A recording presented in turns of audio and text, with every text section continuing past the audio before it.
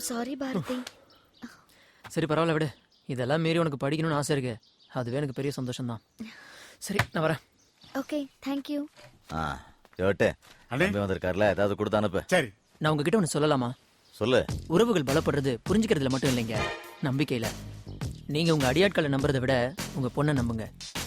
கையில சுத்தியில இருந்தா எதை பார்த்தாலும் ஆணியா தான் தெரியும். நான் வரேன். பாத்தீங்களா, ஒருத்தன் உங்களுக்கே பஞ்ச் டைலாக் சொல்லிட்டு போறான். அண்ணே, பாப்பா கணக்க சரி பண்ண வாத்தியார் வச்சாச்சு. நம்ம போட்ட கணக்க தப்பாக்கிட்டு ஒருத்தன் கந்தனை போட்டானே, அவனை என்ன பண்ண போற?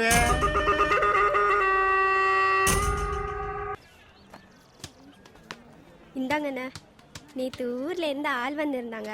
அம்மா பலகாரம் சுட்டு கொடுத்து அமிச்சதுண்ணே. உங்களை பத்தி ரொம்ப எழுதியிருந்தேன். அடுத்த வாரம் எங்க ஊர்ல திருவிழா. அம்மா உங்களை கண்டிப்பா வர சொல்லி லெட்டர் எழுதியிருந்தாங்க. கண்டிப்பா வரமா. அப்புறம் மத்தவங்க கிட்ட கேட்டு கேட்டு நோட்ஸ் எழுதிட்டு இருக்க. உனக்காக இந்த புக்ஸ் வாங்கிட்டு வந்திருக்கேன். சரிண்ணே. உனக்கு வேற ஏதாவது வேணும்னா என்ன கேளு. நான் வரேண்ணே.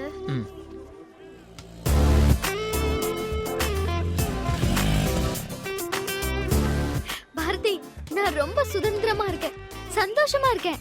காலேஜ்க்கு தனியா வரேன், கம்ப்யூட்டர் கிளாஸ்க்கு தனியா போறேன். நீ சந்தோஷமா இருக்கிறது எனக்கு ரொம்ப சந்தோஷமா இருக்கு.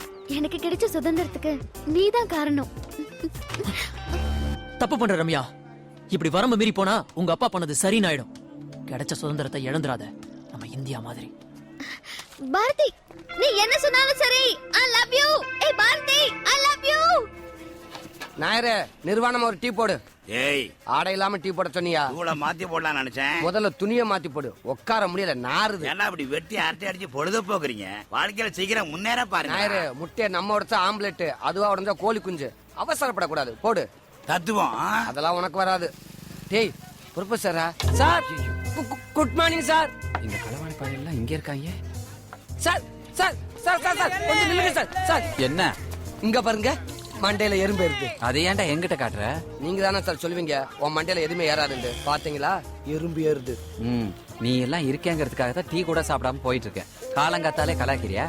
சிப்போ அதெல்லாம் சொல்லணும். மண்டை வெற்றி கொடி கட்டு, ப்ரொஃபஸரை முட்டும் மறை முட்டு, நாயரு டீ போட்டு போட்டு டீயா.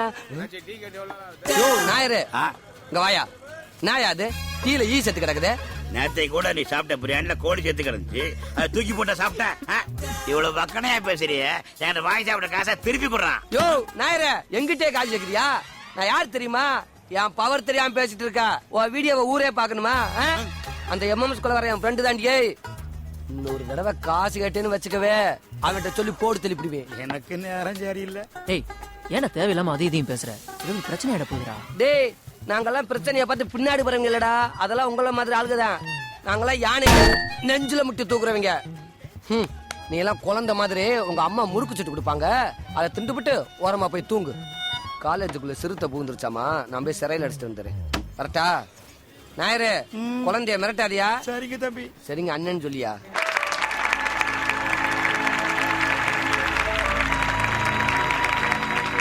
மை டியர் ஸ்டூடெண்ட்ஸ், நம்ம காலேஜுக்கு விஞ்ஞானி ஜிடி வந்திருக்கிறது நமக்கெல்லாம் பெருமையான விஷயம். அவர் இதே காலேஜ்ல ப்ரொஃபஸரா இருந்தாருங்கிறது அதை விட பெருமைக்குரிய விஷயம்.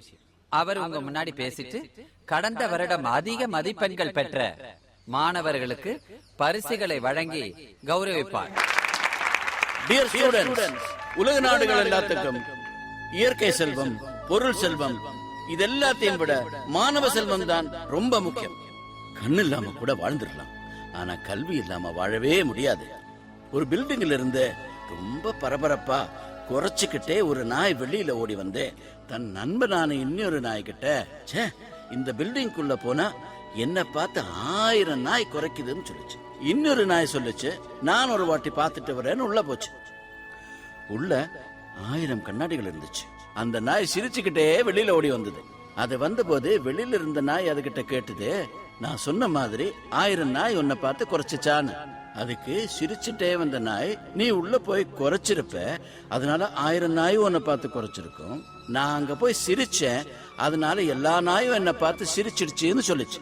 இப்படிதான் நீங்க எப்படி உலகத்தை பாக்குறீங்களோ அப்படிதான் உலகமும் உங்களை பார்க்க. நல்லது விதைச்சா நல்லது விளையும். நன்றி, வணக்கம். நம்முடைய விஞ்ஞானி ஜிடி அவர்கள் பரிசுகளை வழங்குவார். முதல் பரிசு பெற்ற பாரதியை மேடைக்கு அழைக்கிறார். எல்லாருக்கும் வணக்கம். விஞ்ஞானி ஜிடி சார் கையால பரிசு வாங்குறது பெரும் பாக்கியம். ஆனா இந்த பரிசை நான் வாங்குறதை விட இதே காலேஜ்ல படிக்கிற மலர்விழிங்கிற பொண்ணு வாங்கினா இன்னும் பெருமையா இருக்கும். நிலத்துல செடி முளைக்கிறது சாதாரண விஷயம், பாறையில செடி முளைக்கிறது அசாதாரண விஷயம். அப்படிதான் இதுவும். நான் படிச்சு 100 மார்க் வாங்குறதை விட எந்த வசதியும் இல்லாம புத்தகமே கடன் வாங்கி படிக்கிற நிலைமையில இருக்கிற மலர்விழி 98 மார்க் எடுத்ததுதான் பெரிய விஷயம். அதனால இந்த பரிசை மலர்விழிக்கே தரணும்னு செடி சார தாழ்மையோட கேட்டுக்கிறேன். பாரதி சொன்ன விஷயத்தை கேட்கும் போது மனசுக்கு ரொம்ப சந்தோஷமா இருக்கு. மலர்விழி, கொஞ்சம் மேடைக்கு வாமா.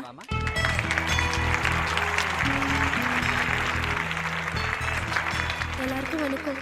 என்ன ரொம்ப கஷ்டப்பட்டு படிக்க வைக்கணும்னு எங்க அப்பா ஆசைப்பட்டாரு. ஆனா பொட்ட புள்ளைய படிக்க வச்சு என்னடா கிழிக்க போறேன்னு எங்க அப்பாவை எல்லாரும் கேள்வி கேட்டாங்க. ஆனா எங்க அப்பா ரொம்ப ரோஷக்காரரு, சொல்லு தாங்க மாட்டாரு. தான் பொண்ணு நல்ல பெரிய படிப்பு படிக்கணுன்றதுக்காக என்னை கஷ்டப்பட்டு படிக்க வைக்கிற அவரோட நம்பிக்கைய நான் காப்பாத்துவேன்.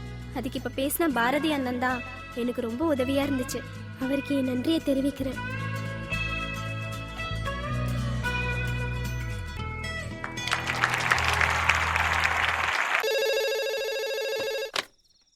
ஹலோ பாரதி, நான் அம்மா பேசுறியா? எப்படியா இருக்க? நான் நல்லா இருக்கேம்மா, நீ எப்படிமா இருக்க? நான் நல்லா இருக்கேயா. உன் படிப்பு செலவுக்கு பணம் அமைச்சிருக்கேன். ஆ. காலேஜுக்கு ஃபீஸ கட்டிட்டு மிச்சத்துல உனக்கு தேவையான துணிமணியை வாங்கிக்க. ரோட கிராஸ் பண்ணும்போது பார்த்து சாக்கிரதையா கிராஸ் பண்ணு. வேற ஏதாவது வேணுமா? வேணாமா, நீ போன வாரம் கொடுத்த முறுக்கே இன்னும் இருக்கு. ரொம்ப சந்தோஷம் ராசா. வேற ஏதாவது வேணா அம்மா உடனே போன் பண்ணு. ஓகேமா, பாய்.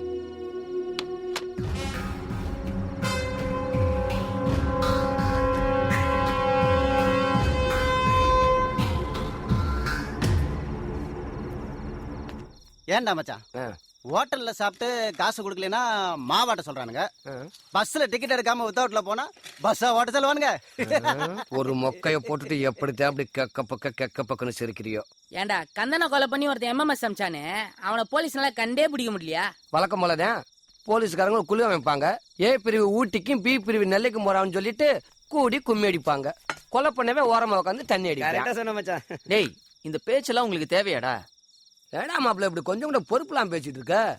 அப்ப என் கூட வா, போய் 2 கொலை பண்ணலாம். ஐயோ, இந்தா அவனை குடிப்பா. யார் அவன்? சும்மா தம்மாச்சுக்கு சொன்னா என்ன வம்புலத்து மாட்டி விட்டுற போல இருக்க. அப்புறம் எதுக்கு உனக்கு இந்த வீராப்பு வாசனம்?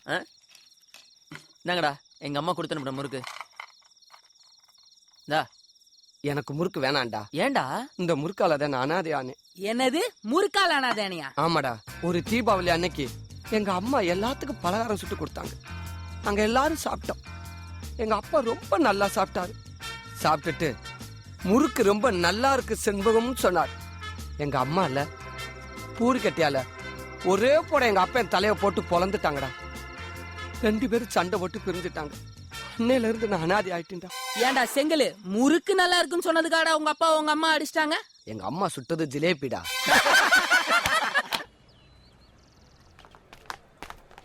கல்பனா, மலர்விழி எங்க காணோம்? தெரியல, நான் பார்க்கல பாரதி. எங்க போயிருப்பா?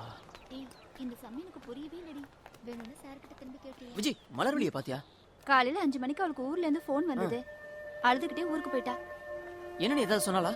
கேட்டோம், எதுவும் சொல்லாம போயிட்டா. என்னன்னு தெரியல.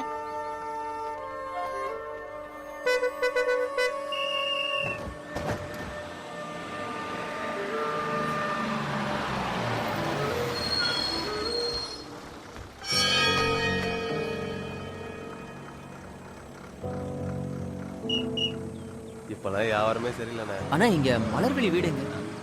இப்படி நேரா போனீங்கன்னா கிழக்கால ஒரு காலி நிலம் இருக்கும், அங்கதான் அவங்க வீடு. தேங்க்ஸ். பார்த்தா மனசே பதறுதியா. இந்த கண்ணை இப்படி பண்ணுவான்னு நான் கொஞ்சம் கூட நினைச்சு பார்க்கல. இந்த அரசாங்கம் ஏலங்கி வயித்துல மண்ணள்ளி போட்டா வேற என்னதான் பண்ண முடியும்? என்னங்க ஆச்சு? அந்த அநியாயத்தை நீங்களே போய் பாருங்க.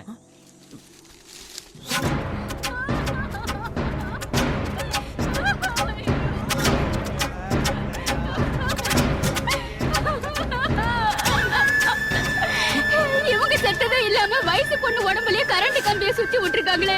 எப்படிதான் மனசு வந்துச்சோ தெரியல. மண்ணை நம்பி வாழ்ந்தவங்க மண்ணோட மண்ணா போயிட்டாங்க.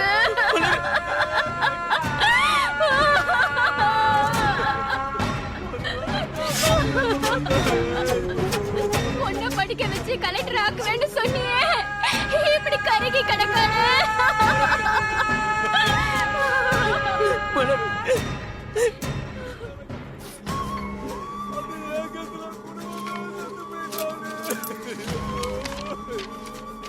எங்களை காப்பாற்ற முடியாத அரசியல்வாதிகளுக்கு ஐயா, விவசாயத்துக்கு இலவச மின்சாரம் தரேன்னு ஓட்டு வாங்குறப்ப வாக்குறுதி கொடுத்தீங்க. உங்களை நம்பி கடன் வாங்கி விவசாயம் பண்ணோம். ஆனா 10 நாள் தான் மின்சாரம் கொடுத்தீங்க.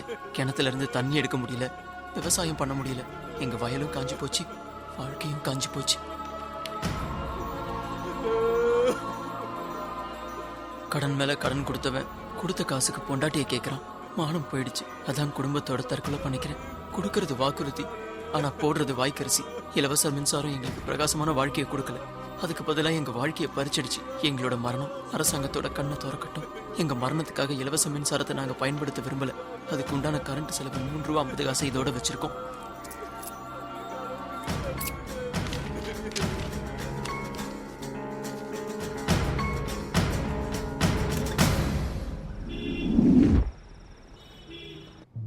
நீங்க ஓகேனா தான் இந்த ப்ராஜெக்டை மூவ் பண்ண முடியும். இந்த ப்ராஜெக்ட் பவர் ஓகேனா எனக்கு எவ்வளவு கமிஷன் கொடுப்பீங்க? சார் அது டோட்டல் வேல்யூல 25% தரேன் சார். இது ஊருக்கு ஒரு ஃபங்க்ஷனுக்கு வந்தேன். சரிங்க. சென்னைக்கு போன உடனே ஃபைல்ல கையெழுத்து போட்டேன். ஒரு சின்ன அன்பளிப்பு சார். கொஞ்சம் யோசிச்சுட்டு வாங்கலாமே. ஏன் வாங்கிட்டு யோசிக்கலாமே? அது இல்ல சார், ஸ்டேட்ல ஆல்ரெடி பவர் ப்ராப்ளம். நான் பவர்ல இருக்கமா தான் அதை வாங்க முடியும். நீங்க கொடுங்க சார். இந்தாங்க சார். ரொம்ப சந்தோஷம் சார். நல்லது நல்லது. வாங்க வாங்க சார் கிளம்பலாமா? எங்கயா? பக்கத்துல சூரியப்பட்டை கிராமத்துல ஒரு குடும்பம் இலவச மின்சாரம் கிடைக்காம தற்கொலை பண்ணிக்கிட்டாங்க.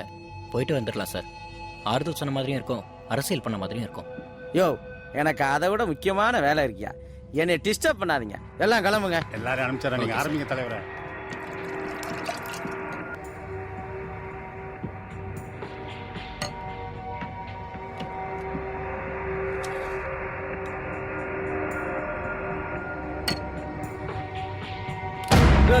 யாரா கரண்ட் ஆஃப் பண்ணது? ஏய், லைட்டா போடுங்கடா. யாரா காவலுக்கு நல்லா ஐரா போனா?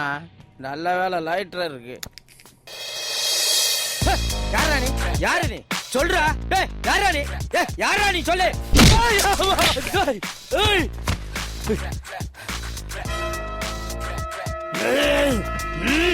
ஏய், என் பவர் தெரியாம என் மேல கை வச்சுட்ட. யாரா நீ?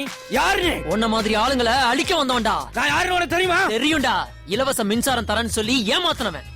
உன்னால ஒரு நிமிஷம் கூட கரண்ட் இல்லாம ஏசி இல்லாம இருக்க முடியாது. ஆனா உன்னை நம்பி இருக்கிற ஏழை ஜனங்க காலம் பூரா இருட்டிலே கடந்து சாவணும். நீ ஏழைங்க விவசாயத்துக்கு மின்சாரம் தர மாட்ட, ஆனா வெளிநாட்டு கம்பெனியோட பவர் பிளான்ட்டுக்கு ஆர்டர் சாங்ஷன் பண்ணுவ. அப்படிதானே? அது ஸ்டேட்லயே கரண்ட் ப்ராப்ளம். காஞ்சி போன பயிருக்கு மின்சாரம் தர முடியாத உன்னால உன் கட் அவுட் மரம் மொட்டை லுட்டு லோசுக்கெல்லாம் எப்படியா வேஸ்டா கரண்ட் தர முடியுது?